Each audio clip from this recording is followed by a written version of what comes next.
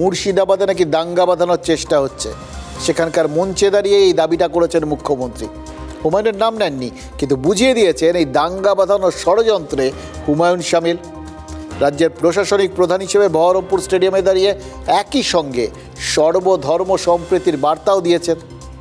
দাঙ্গার ক্ষত যে জেলায় সব থেকে টাটকা, সেখানেই যদি কেউ দাঙ্গা নিয়ে সতর্কবাণী শোনান, তাহলে বুঝতে পারছেন তার প্রভাবটা কোথায় কোথায় গিয়ে পড়তে পারে।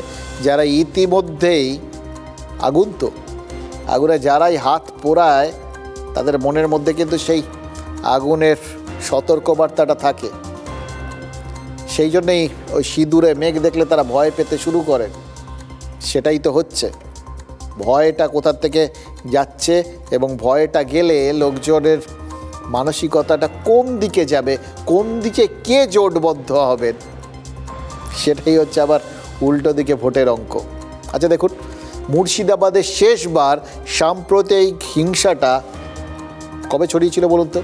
ওয়াকফ আন্দোলনের সময়। মোদী সরকারের আনা ওই ওয়াকফ সংশোধনী বিরোধিতার নামে যে গোষ্ঠী হিংসার আগুনটা জ্বলে উঠেছিল, বেশ কিছু এলাকায় সেটা চরম উত্তেজনা সৃষ্টি করেছে, ক্ষয়ক্ষতি করেছে, মানুষজনকে আতঙ্কিত করেছে।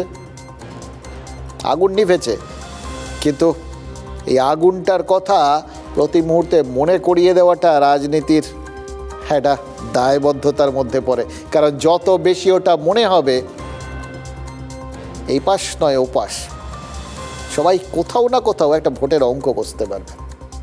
দেখুন, নতুন করে এই ওয়াকফ আইন নিয়ে এই একাংশের, সংখ্যালঘু একাংশের যে ক্ষোভ আর আশঙ্কাটা আজও থেকে গেছে, সেটা তো মুখ্যমন্ত্রী বিলক্ষণ জানেন।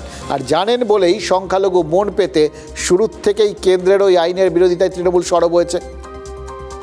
কিন্তু এবারে বিরোধিতার সেই ভাবমূর্তিটা হঠাৎ করেই ধাক্কা খাওয়ার আশঙ্কা তৈরি করা হয়েছে। কারণ দেখুন, এতদিন বিরোধিতা ছিল, তারাও মনে মনে জানতেন যে একটা সময় আসবে যে সময়টা আইন মেনে নিতে বাধ্য, কারণ এটা তো যুক্তরাষ্ট্রীয় আইন। রাজ্যের একজন সরকার হিসেবে, এই দেশের একটা অংশ হিসেবে সেই আইনের বিরুদ্ধে যাওয়ার তো কোনো অপশান নেই, সে মানতে তো হবেই। বাট যে মুহূর্তে সেটা রাজধর্ম অনুযায়ী সেটাকে করতে হবে, সরকারি তরফে করতে হবে, তখন এটার বিরুদ্ধে যে ক্ষোভটা, এতদিন যে ক্ষোভটা তারা উস্কেছেন, যে ক্ষোভটা কেন্দ্রের সরকারের বিরুদ্ধে ছিল, সেই ক্ষোভ তাদের দিকে ঘুরে যেতে কতক্ষণ।